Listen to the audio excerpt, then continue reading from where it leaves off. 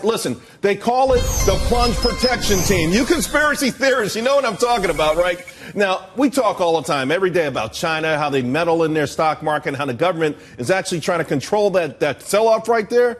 Well, I got to tell you something. What about our market? Now, officially, this is the title. It's known as the Working Group on Financial Markets. It was created, believe it or not, under Ronald Reagan to stem sell-offs in the market. The street, they call it the Plunge Protection Team. And a lot of people are wondering, are they going to go to work? And at the bottom line right now, with the election just next year, will the White House actually allow this market to pull back?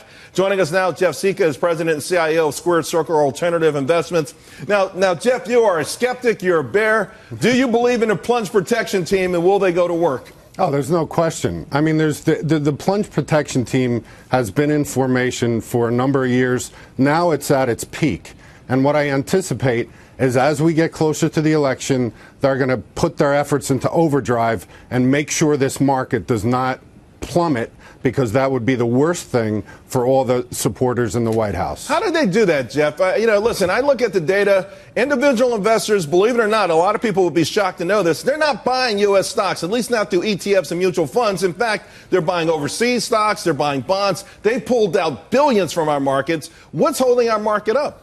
Well, here's how they do it. The first weapon they have is monetary policy. They keep the liquidity going. The second weapon they have is artificially suppressing interest rates, keeping interest rates low so margin is high. Right now, we have among the highest margin and leverage we've seen in the market since the peak of 2008.